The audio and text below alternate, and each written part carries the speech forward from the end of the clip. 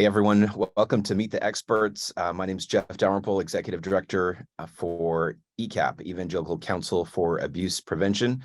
Today I'm in the lovely city of Richmond, Virginia. Normally I'm in Jacksonville, Florida, but it's great to be with you all. This is a new series that we're thrilled to present to you all and to the larger church community. Meet the Experts.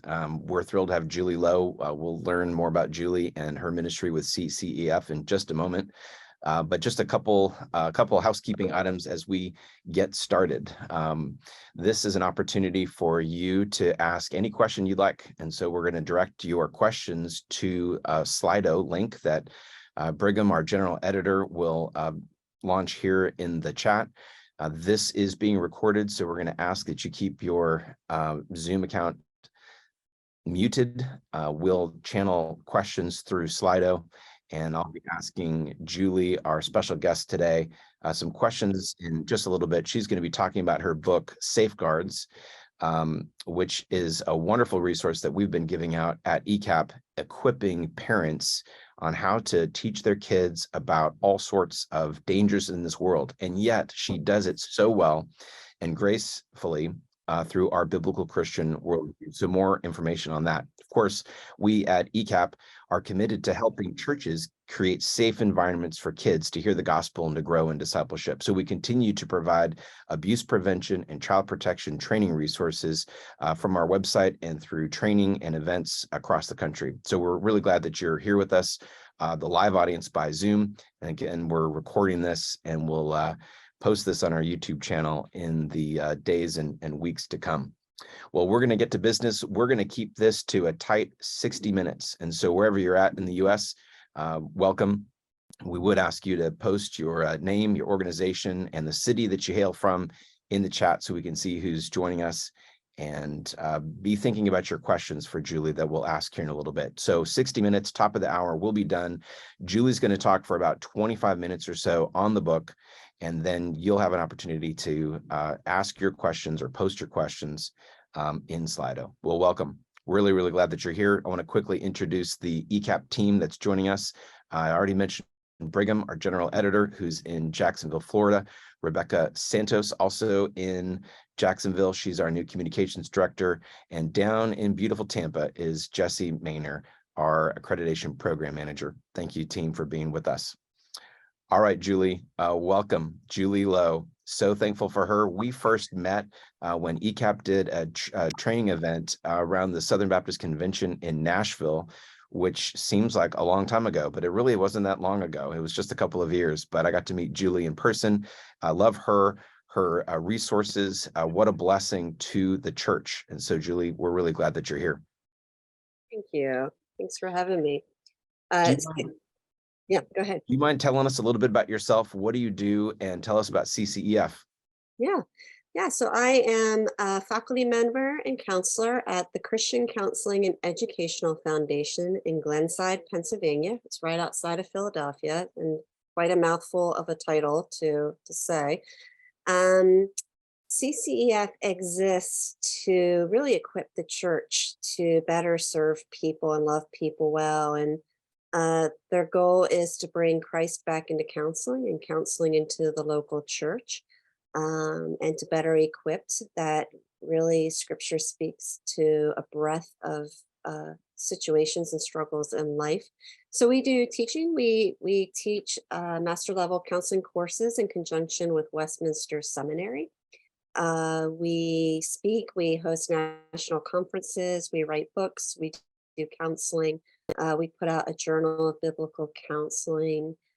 So quite a breadth of things that we do at the counseling center. But the goal really is to serve the church well in all that we do. So I'm on faculty there, and part of what I do has been writing. So this is the most recent thing I've written. Would you like me to just jump into that now? That's great. That'd be great. Thanks, Julie. Yeah. So safeguards, shielding our homes and equipping our kids. What do I mean when I say safeguards? I guess what I mean is working to establish a home and a worldview that protects children, and that parents are really the first line of defense. So I've worked in the child maltreatment field. I've served as a foster parent and adoptive parent. It's both ministry oriented, but also touch our own lives with the work we do as foster family. Um, I consult with a lot of churches where abuse has happened and unfolded, and they're trying to know how to serve and love people well in the midst of it, and also talk about preventative measures. And this is where what ECAP does is so important because we want to proactively do all we can to prevent these things from happening rather than being reactive and going in um, after the wake of it. So I've liked the word safeguards because it doesn't ensure that bad things will never touch our lives. What safeguards does is it puts in protective measures, preventative measures, but then the goal is also to say, what do we do should these things ever touch our lives? So prevention in the church, it'd be nice if we could guarantee that abuse and mistreatment never happens. However, what we can do is do everything in our power to protect the vulnerable and then also be equipped to know what to do should those things happen. So when churches ask me, Julie, what can we do to be preventative? One of the number one things I've said over the years is you really need to equip parents to know how to keep their kids safe. Prevention starts in the family, it starts in the home. That we need to equip families to know how to talk to their kids about hard topics so that when hard things happen, kids are prepared to go to the right people and to voice these things quicker and sooner. So that's how it really ties in well to what ECAP does is that really parents should be the first line of defense. We need to equip homes to help their children as we equip ministries and organizations. Because if ministry and organizations are equipped, but we're not training parents to talk to their children, our children are going out without learning the things they need to learn to go out into the world. So that was a mouthful already. But that was the goal. That's what really propelled me to write the book. I've been saying that for years. There's some great secular resources out there on some of these things. And I just thought, you know what, if the world has something to say about this, we know biblical worldview has even more to say. So what I mean by that is one of the ways I start the book off is with Hebrews 5:14. And it says this. Says, but solid food is for the mature, for those who have their powers of discernment trained by constant practice to distinguish good from evil. And I've really come to love that verse because I think it really gives us a footing for how to think about safety skills with kids. So, as a parent, my primary goal is not safety skills. My primary goal is to raise children that know good from evil, that walk with God and have a biblical worldview, that know right from wrong. The fruit of that will then be safety skills.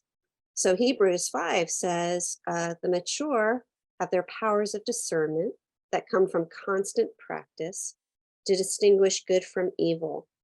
So if I were to lay the foundation of the book, it's I want homes to grow in helping their kids discern good from evil. Once they learn good from evil, right from wrong, mature from immature, wise from foolish, they can go into almost any situation and begin to discern when there are safety issues, when there's wisdom issues, when there's poor judgment with friendships, things like that. They've learned the foundation of good from evil. And then Hebrews says now they're they have powers of discernment, which just mean they're learning the skill of discernment. And how do they do that? By constant practice. So there's where parents role playing, practicing, putting out situations, talking. It's Deuteronomy 6 that lays this foundation that whether I'm walking by the way, whether I'm eating dinner, whether I'm driving my kids to church, wherever I go, am I constantly speaking of the things of the Lord? Am I constantly bringing them into their world, to their friendships, to their technology, to their dating? Whatever and in whatever way, am I building a worldview that helps them to know right from wrong, good from evil? If so, we are raising wise, discerning kids. And the fruit of that will be safety, right? Because they're learning to go into the world and evaluate those things. So that's the foundation of the book that really says um, three things. We we live in a world that's dangerous, that's precarious, and I lay out, the scriptural groundwork that says we know that there is one who's out to devour and kill and destroy. That we know evil exists. That we know there are deceptive people who speak peace with their neighbors while evil is in their hearts. We live in a broken, fallen world. We also live in a world where we are meant to equip, that parents are meant to equip their kids and to produce in them wisdom and discernment and knowledge. The goal is equipping. And then at the end of the day, the Lord is our safety. And so in everything we do, it comes back to God is sovereign. God is our refuge, a very present help in time of trouble. And so we rest, not because I can be assured that danger will never touch my life, but I rest because ultimately I know safety, my safety, is in the hands of the Lord. So the book is set up in a way to talk through what are the unique dangers in our modern world that we live in. The most typical one that parents fear is their children being abused, right? So what does it look like to think about and talk about those things?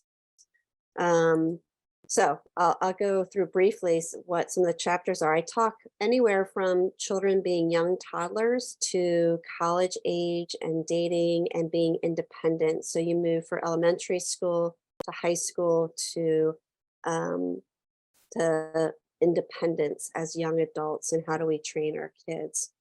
So we talk about things like technology, when children are bullying or being bullied, the wisdom issues of sleepovers or overnight camps and how to think about that. Things like childcare guidelines. How do parents make decisions about childcare and babysitting? Then what does it look like to use safe words or family safety plans? For teenagers, how do we begin talking about relationships, peer pressure, comparison, sexting, dating, technology, pornography, alcohol abuse, smoking, vaping, and navigating mental health struggles? And then just the growing independence of young adults, online dating, campus life. What does it look like to walk in wisdom? Those are the topical things. So let me backtrack a minute and say, but overarching principles, I think that maybe make this book a little different than the average book is that we really want parents um, to not grow up or not to raise their children to grow up with worry or fear. Um, so I argue very early on in earlier chapters that worry and denial are not safety skills. Worrying isn't a tactic that keeps our children safe. Matter of fact, worrying brings on the very danger we're trying to protect them from. It makes them feel ill equipped to face life and the struggles in it. So, worrying prevents us from living fully in the present. It makes our children hesitant to take risks. It makes them less able to experience failures and success and hinders them from trying new things. Parents who worry try to control a child's world, and that frequently means we end up shrinking it to a size that feels manageable, right? So people's worlds get smaller and smaller. I want to raise confident, competent kids who are equipped to go out into a precarious world and learn how to navigate it. So the goal is not to put up all these walls and to lock our children up. The goal is to equip them with discernment and wisdom to know how to navigate these things in child appropriate ways and in healthy ways while they're under our supervision. We also see denial. People will say to me, Julie, I don't want to talk about these bad things because my kids will be afraid, or you know what, these things don't happen as much as you say they do. And so what denial does is denial rationalizes and minimizes it. It also leaves our children ill-equipped. So if I'm living in denial that these things actually exist in the world, I'm never going to equip my children to address them. If I am driven by worry and fear, I will teach my kids, I will raise them to be worriers and fearful people. where being proactive and speaking of these things doesn't make children fearful. It actually makes them very confident and competent. The key is the way we talk to young people about these things.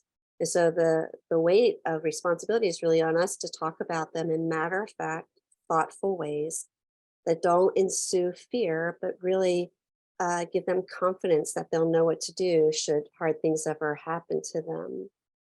Um, it's natural to worry about what's most precious to us, our children.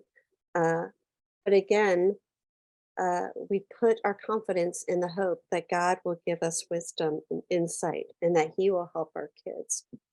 So, with that said, then what does it look like to equip kids?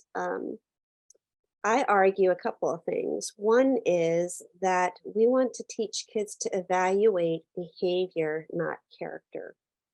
And what I say in the book is one of our number one struggles, and this is true as grown adults in the church. We think we'd recognize a pedophile. We think we would know if somebody's being deceptive. And we see all over scripture this the deceptive person hides. They present one way publicly and another way privately. I think it's Proverbs or Psalms that says the deceptive person speaks peace to his neighbor while evil is in his heart. They lie. They prey upon the unassuming is the language of scripture. But yet we think we're historically good at predicting character or reading character, where I think we're historically poor at evaluating character. But what we can always be really good at is evaluating behavior. That also liberates us. We're afraid of thinking poorly about somebody or assuming poor character on people. And if you follow any of the research that talks about predatorial behavior, they prey on Christians who believe the best about people and are unassuming. So if I teach my kids to evaluate behavior, we're doing something really important there. We're teaching them to listen to what people are saying and to watch what people are doing. And we can always make good judgments then. We might not always know the motive behind it, but we will be much quicker to pay attention to things that make us uncomfortable.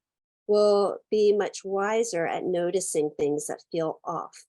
And so I start using language like, you might not always know if what somebody's saying is good or bad, but you'll say it's uncomfortable or you'll notice it's off. So teaching kids the freedom to evaluate behavior and not character means that I'm teaching them to evaluate the waiter at the restaurant, I'm teaching them to evaluate their friendships at school, teaching them to evaluate the Sunday school teacher. One of the things I say in the book that we have done with our own children is we use the language of, did the babysitter tell you to do something right and good? Then you should always obey. But if the babysitter told you something wrong, you never have to obey, and we will support you. Now let's talk about examples. Here's the constant practice in the role playing. What might be something the babysitter tells you to do that's bad? And in healthy families, kids are going to say, oh, they'll never tell us to do anything bad. And I'll say, right, I would hope not. But if they were, what might be something bad a babysitter tells you to do? And the kids start brainstorming. Maybe they tell us to lie about what we watched on TV. Maybe they let us get an extra dessert or stay up late. So they start with the things that could be possibilities in their world. Then it's my job as a parent or adult to also help them think outside the box. And we'll go from anywhere to the possible, to the probable, to the silly and ridiculous. Like maybe they make you go running around the house clucking like a chicken and the kids are laughing. And I'll say, well, what if they ever asked you to take your clothes off in front of them? What would you say? So here's where I'm role playing with them. I'm getting them to practice. I'm not instilling fear in them. I'm saying if the babysitter ever asks you to do this, you never have to do it and we will support you. Now, my kids were brilliant at coming up with trying to stump me. And they would say some things like, well, what if they asked me to do something and I didn't know if it's right or wrong? Well, that's a really good question, guys. If you don't know if it's right or wrong, then you go find another adult and ask them. So, what am I doing there? I'm teaching them if you're uncertain, ask somebody else, get a third perspective, get another eyes on the situation. As a parent, I know then other adults are being brought into the situation and I'm equipping them. I'm getting them to think about things that they wouldn't think about. Then I move on to coaches or to grandparents. And we say this across the board. So when they're complaining about their sibling, I'll say, did your sibling tell you to do what's right and good? Then you should listen. It doesn't matter if it's an adult, if it's your sibling, if it's a peer, if it's the family dog. If they tell you the right thing to do, you should always listen. However, if they tell you the wrong thing to do, you never need to listen, and we will support you, whether that's your sibling, a neighbor, the pastor, a coach, doesn't matter who it is. What am I doing here? Hebrews 14, discerning good from evil, right from wrong. I'm not discerning people I can trust, people I can't trust. I'm teaching them whether it's a friend or a peer, whether it's a sibling or a parent, whether it's a coach or a teacher. Evaluate what they're asking you to do. Is it right or wrong? Is it good or bad? And when you're uncertain, go get another adult's input. So, basic things. And then we talk about practicing role playing. What does that look like? How do you do that with babysitters to extended family? What do you do when kids are uncomfortable? And how do you help them evaluate? Is there discomfort because something is bad and wrong, or because something just simply feels uncomfortable? So, what are the key topics? How do we practice that with them? How do we role play? How do we talk about stranger danger, which is a myth? We say in our family, strangers aren't dangerous, dangerous people are dangerous. How do you evaluate who's dangerous? Because dangerous could be somebody you know or somebody you don't know.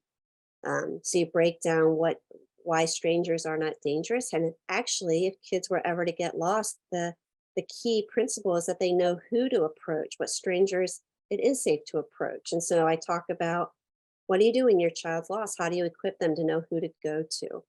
So lots of different, very practical things to then this overarching, what are the principles of discernment, and how do you apply that then to kids who might find themselves in situations of being bullied or being groomed or being approached in public and things like that. So that was a mouthful I just threw out at everybody. Jeff, do you want me to hand it over to you now for questions? Yeah, this is great, Julie. Thank you so much for taking time, and we do have a number of questions to ask you. I'm curious, first of all, as you published the book, I think it was last year, maybe it's been out for almost a year. What kind of response have you had since its release? Yeah, great question. I'm poor at knowing how the book itself is doing, but I've been doing a lot of speaking on it and podcasts, and uh, Paul Tripp has really graciously helped promote it and been encouraging about it, because I think there aren't many books, Christian books out there helping parents to think in this way. Yeah, that's great. Well, we're really thankful for the resource, and hope that our audience here today walks away going to their Amazon account and ordering themselves a copy.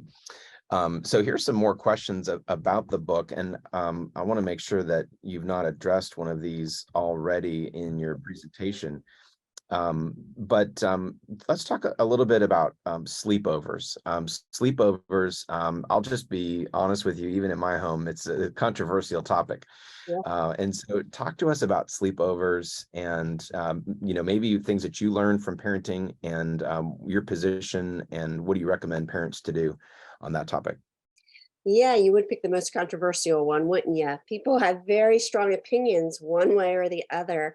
And I land in a unique place because it's either yes, sleepovers, or no, sleepovers are bad. This is the danger of my kids having two parents who are counselors, is we were not quick to do sleepovers. As a matter of fact, we principally said in general, we're not going to do sleepovers. Why? Probably because I heard too many horror stories. And also, there is some inadvertent dangers, and with the addition of technology.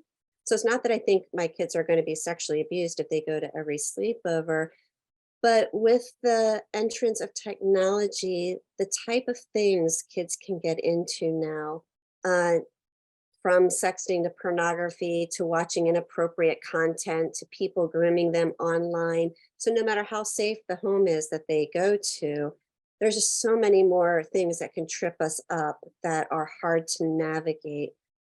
So again, my goal is not to say, well, then we just take it, we just get rid of it. So you hear me in the book try to walk this line of saying, I do in general think sleepovers is probably not the most helpful thing to do anymore. That doesn't mean it's wrong to do them. I think it takes a great deal more conversation between two different homes. And even if I utterly trust the home my child's going to, what I don't know is the kids in the neighborhood that are coming into the home that night, or if an older brother is having friends over and what those friends are like. And there's all these things to navigate that can happen in the dark when everybody's asleep, as well as the technology piece. So, some parents will say, we won't let people go over to their house, but hey, anybody can come over, sleep over at our house. And I've kind of had that open door policy because serve as a foster family. We are having people in our home. Our home is a place of ministry that I've wanted to cultivate. Have your friends over, have people over. If somebody needs to spend the night, we open our home to foster children, which has unique problems and concerns, right? So it's not a closing off of those things. It's being very aware of the possibilities, the potential concerns, and being wise about them. And there are times you make exceptions, right? There are times where people are out of town and they need their child to stay somewhere, or there are times you're traveling. So when you make hard and fast rules that don't give room for leeway and wisdom issues, I believe we can miss out on ministry opportunities as well as ways of loving each other well. So sleepovers, I try to navigate that by talking about what are the potential dangers, what's the pros or cons, what are the exceptions to the rule, and do we give, in our home, we'll say, here's our rule, here's kind of how we think as a family, but we also give leeway that at any time we can break the rule should there be a good reason to break it. Yeah, super helpful. We've done some sleepovers at our house, and my wife has set up, she's trying to be cute and clever. She's set up a phone spa, and she's got this little sign posted on a basket, at the front door or somewhere. Because if someone's spending the night with our daughters, just like you said, we don't want them to have those devices in their room. So she's created a phone spa where their phones need a break, and so have all the kids drop off their basket at the designated time when they're doing a sleepover. Here's another question for you, Julie. Again, this is super helpful. Thank you. Can you talk a little bit more about bullying? Bullying has become, I think it's a much bigger issue than when I was a child. And you've mentioned it a little bit in your talk, but could you just kind of double click on that topic a little bit? What's the problem of bullying and how can parents address that? And maybe some of it is not just proactive, but it's also reactive because maybe my child was bullied. What do I do with that? Yeah. And what we don't like to think of too is what if my child is the bully? And when I say that, we think of the typical old fashioned bully who's big and strong and beating kids up for their lunch money. But bullying is the negative way we talk about people online, the way, girls, mean girls, and girls in general can have that pack mentality where they're bullying online, right? Um, and so here's another key principle I've neglected to say, that we're not just trying to protect our kids from the dangers out there. There's the dangers in our own hearts, the temptations to sin or lust or mistreat people within us as well. So, bullying is a great example to say, I want to equip my kids to know that there are things they can do that are bullying behaviors, as well as to protect them from bullying behaviors. And what makes that um, more widespread today is again the way technology breeds that. So, kids would be bullied at school and they'd come home hopefully to their safe place. But now they come home, they get online and the bullying follows them and they can't get away from it. And it's more pervasive and public and permanent. So the implications of that feel more damaging and life threatening to our young people. So again, it's protecting my kids from that happening to them, but also realizing they could play into that inadvertently without realizing the dangers that they're putting on somebody else as well. How would we go about discerning if maybe my child was the bully. So that was super helpful to clarify. And I was automatically jumping to the conclusion, certainly my kid would never do such a thing, right? But in this Genesis 3 world, you're exactly right. So what kind of questions might we ask to discern if maybe our kid is the part of the problem here?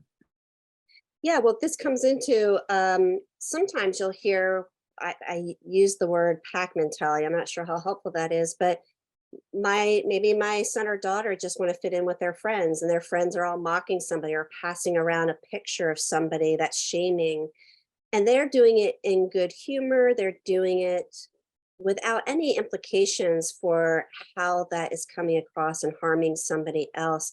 And so, even making them aware, you think you're doing something to be funny, but you have no idea how harmful and destructive that may be.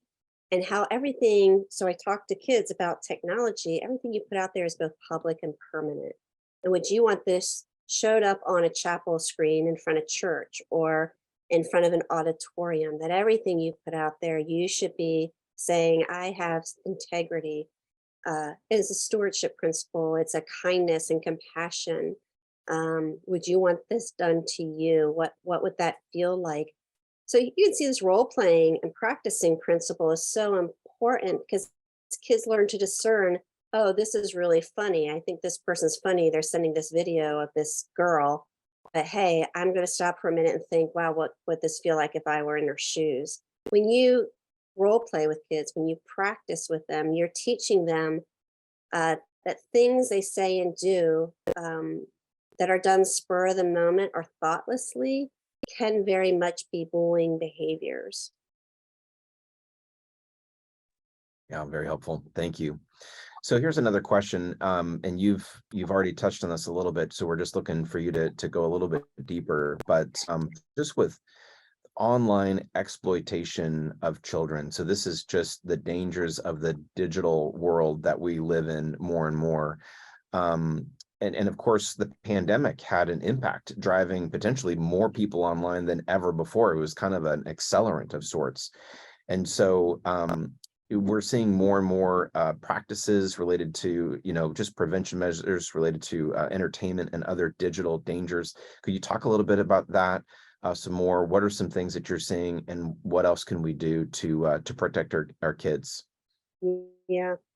Uh, well, even in the local public schools where I live, I've heard detectives say the amount of sexting, the amount of child pornography. And when they say child pornography, what they're saying is a girl could send their boyfriend a naked photo. That boy then starts circulating it among the school. That's considered child porn, even though it's among their age range. Those kids can get arrested, tried in some states as adults, that get expelled. We're not even talking about just the relational wreckage that puts on kids, but even kids inadvertently not knowing, me just passing this along, or my son's knowing, hey, if somebody sent you a picture, you don't keep that on your phone, or you could be charged with child pornography. You delete it immediately, go tell an adult afterwards. But if we're not having those conversations, first of all, if parents don't even believe that stuff's happening, if they're not aware of how much is happening, why would I have that conversation with my son? I just assume, of course, my son's not going to get that kind of stuff. So I'm making assumptions, not aware of. Most kids probably have had that happen 2 or 3 times already before parents even begin speaking about it. So being proactive, not reactive to having those conversations. So in the public schools, we're seeing that. In Christian schools, we're seeing that. In Christian homes, I'm seeing kids who don't have cell phones because parents are being protective and careful and not giving their child a phone before they feel they're ready. All they need to do is get on the bus and sit next to a child with a phone, and kids are being exposed to pornography on a bus. So parents who think, well, I'm putting up this, I'm sheltering my child, but I'm not equipping them to know what to do should this be in their face, then we inadvertently raise naive children who don't know how to navigate it should those things happen. So they get on a school bus, somebody says, hey, look at this video. And before you know it, they're being exposed to pornography and the struggle has started. You see this in counseling. You see a lot of sexting. You see a lot of grooming behaviors. You see a lot of finding apps that have images that disappear. It used to be, especially with pornography and things like this. It used to be you had to leave the home and go pursue it and hide a magazine under your bed. Now you can be sitting there right next to your parents on a phone, doing things and having conversations that are highly destructive or inappropriate, and parents are completely unaware it's happening. But we're under this facade. My child's right here. My 5 of my kids are right here in the room with me. They're all safe. Nothing to worry about. Is there a filter, an app, or anything that you've Yes. used that's helpful? Yeah, there's lots of new things coming out. So I actually need to catch up to speed with some of the things out there. There's an app called Bark that can be put on phones. Disney put out one called Circle.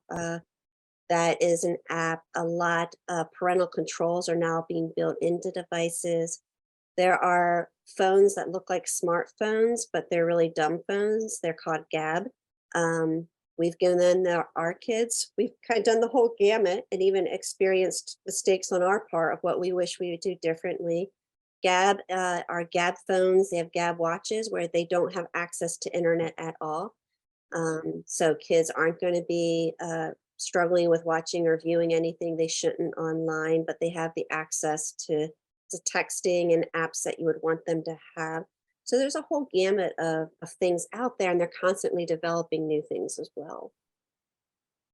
That's great. My daughter has a Gab phone as well. One of my daughters does. You know, ECAP is serving ministry leaders, pastors, school administrators, other ministry leaders across the country. What would you recommend to a ministry leader that wants to, well, maybe what they should do is buy a copy of Safeguards and give it to the parents in their ministry. Do you have other strategies that ministry leaders that you've seen successful in different settings? I see Bruce Hoffmeyer here. He's at a local church, and I know he's got a congregation that can benefit from these kind of principles. What would you recommend for someone like Bruce or a pastor at a local church? How can they equip parents on these topics? Yeah, I always say speak about it from the pulpit. And what I mean is really publicly, speak publicly. So we know that anything in ministry does to talk about these things publicly sends a message to anybody who might be grooming a church to say, this is a church that pays attention. We're going to be on to you. So talking about it publicly just sets a tone that this is a church that protects our people and that we are aware people exist out there. The second thing is the equipping, that we want to equip the members of our church. We want to equip parents. We want to equip young people. So the problem is most parents don't know how to think about these things, or they don't want to have to think about these things, or they grew up in a home where nobody talked about these things until it's too late, until their child is exposed to them. So when a church is willing to put on seminars or have conversations or have Bible studies or book studies on these things, so anywhere from doing a book study on something like Safeguards or any other book like that, to hosting seminars for parents, to in the youth ministry, saying to parents, every month we're going to have a meeting for parents to talk about some of these topics, and then we're going to talk to your youth about this in youth groups so that they learn to start discerning good from evil, that they are learning to evaluate behavior, not character. So the goal really is that the church and ministries can equip the family, and you're strengthening them, you're strengthening relationship because you're teaching parents to have hard conversations. And most parents feel ill-equipped to talk about hard things, to talk about sex, let alone sexual abuse. So the more that we talk about that publicly in ministry, the more you start to make families feel more confident. Oh, this sermon just was given, or this conversation or this talk was just given by the youth pastor. Let's go home and ask our kids what they thought about it. And you're creating opportunity for families. Yeah, excellent. So this is a great question that's come in through Slido from someone here in our group. The question is, how do we equip parents to keep their kids safe without buying into safetyism? And I really appreciate that question. And I thought you handled this really well in the book because, I mean, you can fall into ditches on either side, right, of the topic. And it makes me think of traveling mercies. I'm not even sure if traveling mercies are in the Bible, Mm. but I think that's getting into that safetyism, where, are we coddling kids too much as young adults and teens in America? How do we, can you talk a little bit about that? How do you find that balance? Yeah, so actually, let's clarify a minute. So you're saying safetyism as in coddling or as in sheltering our kids too much? Yeah, yeah. Is that possible to be so concerned, almost a hypersensitivity to safety, where you've kind of lost the balance? And that's again what I think you've done well in your book, is Yeah. to try to find that balance there. And so you see a culture of everything is about safety, Mhm. to such a degree that it can sometimes be overwhelming, crushing, paralyzing to some degree. Yeah, so let me give you an example of where I think that affects the field. So, in the field of child safety, some of the new language is never make a child uncomfortable, never make a child hug somebody or hug a relative or kiss a relative because you're making them uncomfortable. You're teaching them, you're kind of grooming them to be more open to being abused. That's a great example of, I think, the pendulum swinging too far. So, my child, one thing I say in the book is I make my child uncomfortable every day when I make them take a shower or when I make them make their bed or when I make them do things they don't want to do. Of course, my child will say they're uncomfortable. The key is, am I uncomfortable because it's something that I don't want to have to do, or am I uncomfortable because I'm paying attention to behavior, which is why teaching kids to pay attention to behavior, to words and behavior are so important. So an example of that would be, does my child not want to hug grandma because grandma smells like mothballs? And that makes me uncomfortable. And so I'm going to tell my child, honey, but love moves in. Here's where biblical worldview says, but love moves in to where you're uncomfortable. If you don't want to hug grandma because she smells like mothballs, well, what would God want you to do? God would probably want you to hug grandma, or we would still want you to love her well. Now, if grandma makes you uncomfortable because she's grabbing your rear end or she's making you sit on your lap, and that's not appropriate, then we want you to pay attention to that and we will support you. So the key isn't teaching my kids to ignore things that make them uncomfortable. It's teaching them to evaluate why they're uncomfortable.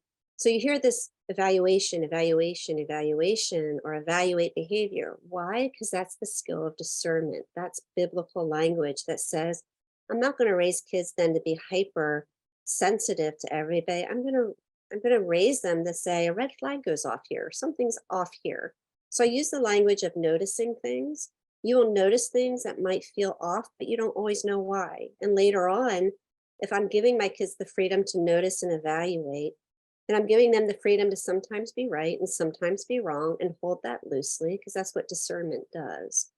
Um, Safetyism just draws hard and black and white lines. The abuse field draws black and white lines sometimes to say never do this, always do this. But it doesn't teach kids then to evaluate what will really make them safe or unsafe.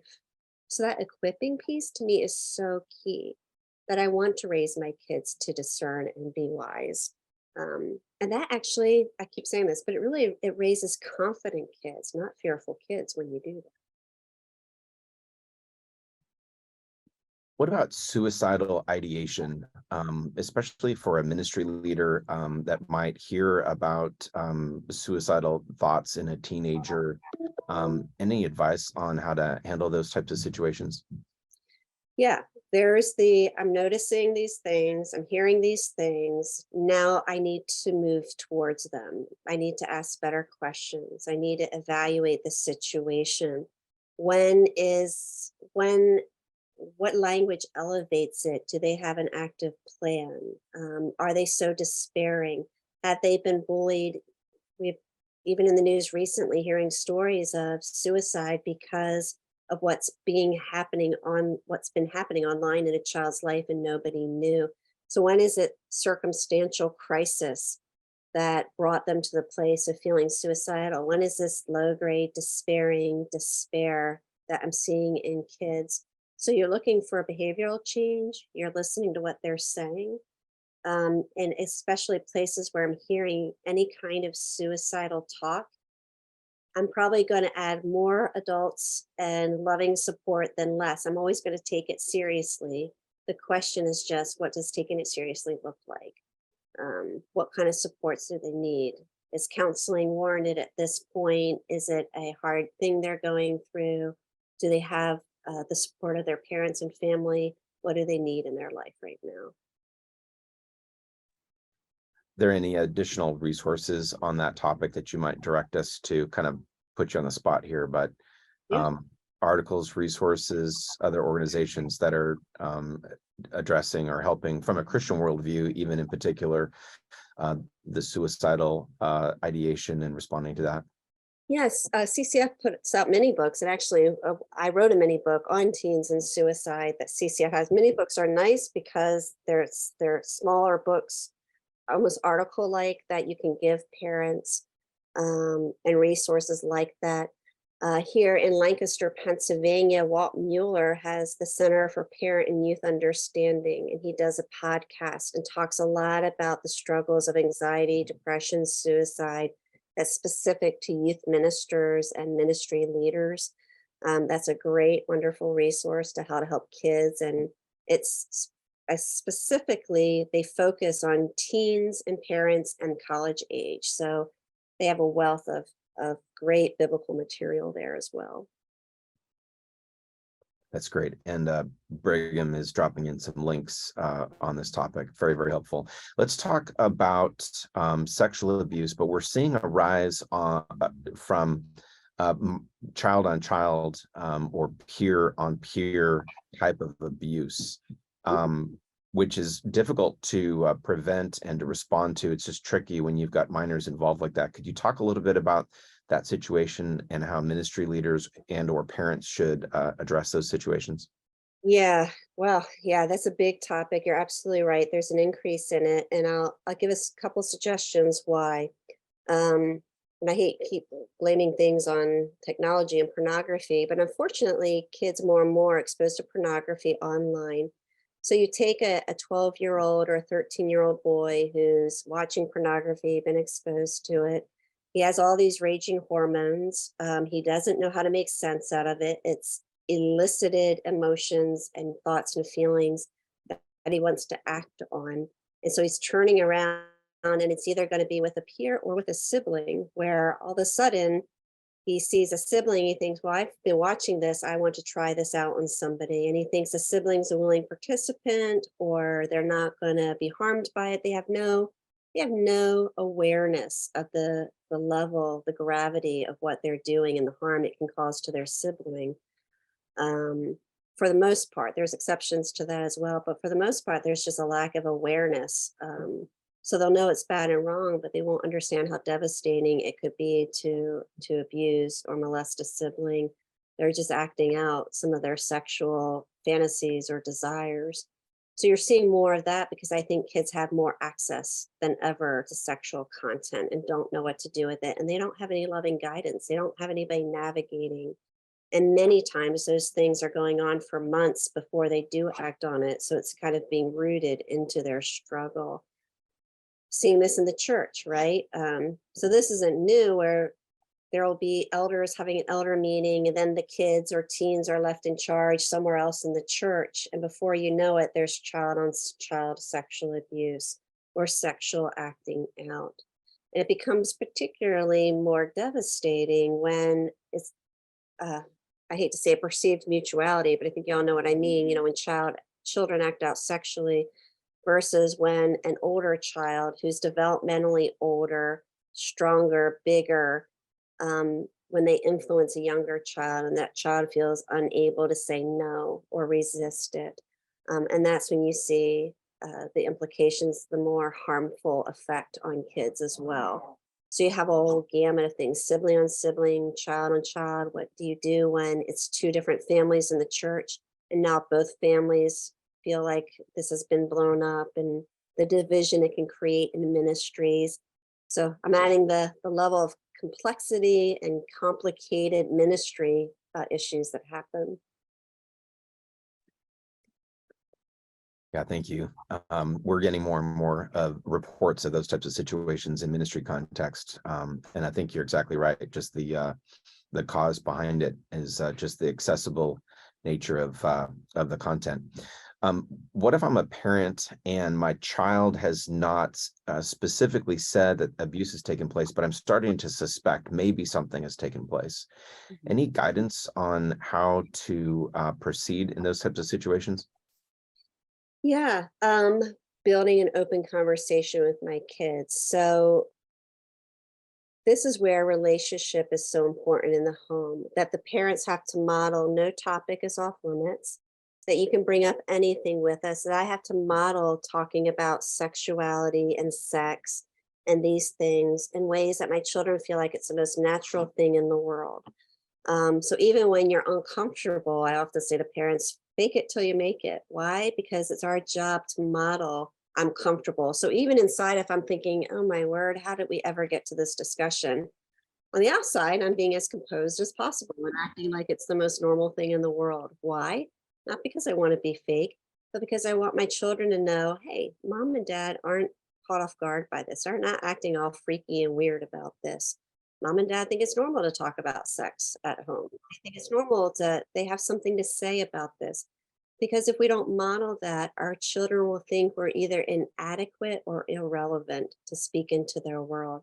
So this is why I'm really arguing we need to start younger when kids are 5 and 6 years old in child appropriate, developmentally appropriate ways.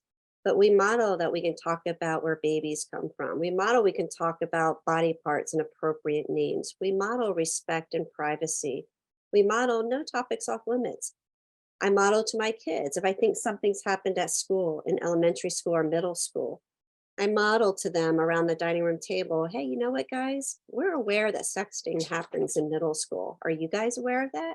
Do you hear your friends talk about it? So my child might be afraid to come to me about what they're struggling with, but they feel quite comfortable telling me what all their other kids in school are doing. So if I want to build bridges to making them feel comfortable, I start with, hey, tell me what boys are talking about in seventh grade these days. Do you hear them talking a lot about sex? Are they cursing a lot? Hey, do they talk at all about sexting? What do they talk about? Well, what I'm doing is I'm slowly working my way into making them feel comfortable talking about a hard topic. And then eventually I want to build that bridge and say, well, what's that like for you, honey? Like, have you ever had that happen to you? Has a girl ever tried to send you a picture? Have your friends ever pressured you into any of this? So I'm just opening the door. And some kids, out of fear, will not respond right away. But if we consistently model, I know these things exist. I know your life's going to be touched by them. Just know that we're here to support you. Then the likelihood of them coming back to us over time is much higher because they're going to see mom and dad don't judge. Mom and dad won't be shocked by this. And mom and dad have something to say about it. Up in the chat, I posted a link to an article that Julie published on the CCEF website, which is right to this point.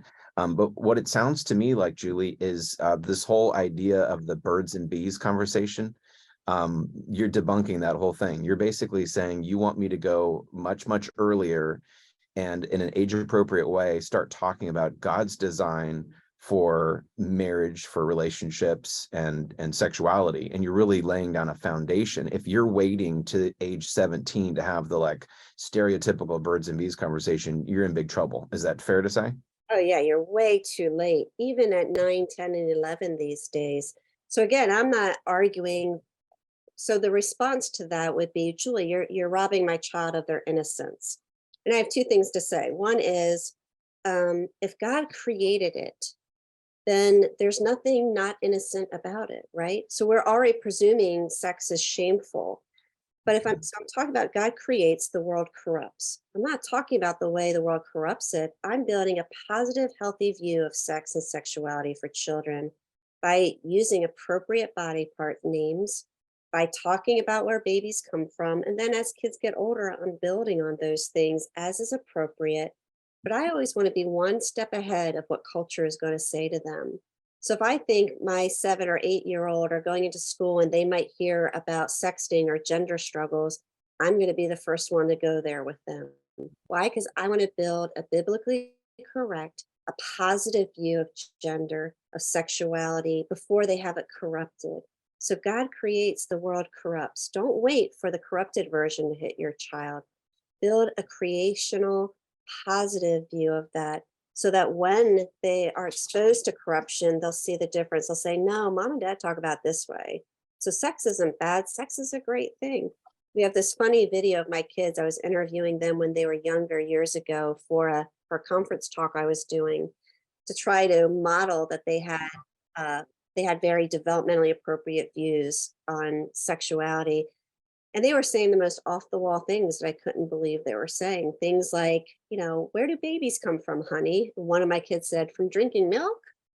No, I have never taught you babies come from drinking milk. Or, my youngest kept saying every question I'd ask, what makes boys and girls different? He'd go, God's awesome power. I say, well, where do babies come from? God's awesome power. Like everything was God's awesome power. Well, that's inspiring. So maybe for his age, that was a positive view of sexuality. Everything was God's awesome power. To my older child, who I'd ask her the same questions, what makes boys or girls different? And ironically, almost every one of my kids, I had 4 children at that point, every one of them said, what makes boys and girls different is boys have short hair and girls have long hair. Now, never once in any sex education book has it said that, nor have my husband or I ever taught them that. That speaks to observation wins over education. So here they had 2 parents who educated them wisely, I think, and appropriately. And thankfully, they weren't walking around seeing boys and girls naked. So whatever they were learning from us, observation was, oh, boys always have short hair and girls have long hair. That's what makes boys and girls different. So that speaks to how culture will pervade upon our children, even the most innocent ways, to tell them what defines gender and sexuality. So here I go off on tangents pretty No, quickly. this is Things. super helpful. Well, just as we come to a close here in a couple of minutes, I want to encourage you all, be sure to pick up a copy of Safeguards from New Growth Press. Julie Lowe from CCEF has been our guest today. So very thankful for you, Julie, your ministry. Continue to please serve the church as you do with these wonderful resources. One quick commercial question for you. CCEF has an upcoming conference called Trauma: How God's Light Breaks into Our Deepest Darkness, October 20 through 21, Virginia Beach, Virginia. Are you speaking at that? And anything you could share with our audience about the conference? Yeah, great conference to go to. We're going to talk a lot about how suffering and trauma exist in the world, and also what does it look like to bring hope. Trauma sometimes defines our experiences, but it's not the thing that gives us hope. And so how do we find hope in our suffering, in our hardship? I'll be there. Our faculty, Darby Strickland, who talks on domestic abuse, and great speaker, will be there as well. So lots of good things to say about that. Good. We're going to try to get Darby on one of our upcoming Meet the Experts on the topic of domestic violence. But with that, be sure to check out the conference. Julie, thank you so much for being with us. I don't think we got to all of our questions, but that just means they need to go read the book. Super helpful resource. Of course, ECAP is here to serve ministries in creating a safe place for kids to hear the gospel and grow in discipleship. And so help us spread the word. We continue to make resources like Meet the Experts available because of the faithfulness of donors and others who support our ministry. So learn more about our child safety standards and accreditation program. Here in the chat is our website, ecap.net, and then check out the Start Here page for information on how you can assess the child protection program in your ministry. We'll be back on March 22nd. So that's March 22nd, just in a few weeks, with Dr. Michael Kruger, who's going to be talking about his book, Bully Pulpit. And so we're going to be jumping into the tricky and complicated world of spiritual abuse. And so you want to be sure to save the date. That is March 22nd, 4 p.m. Eastern time. And you can register online for these free events. Thank you, everyone, for joining us. Julie, thank you so much for being our guest. Really thankful for you and your ministry. And we hope you all have a great evening. All right. God bless.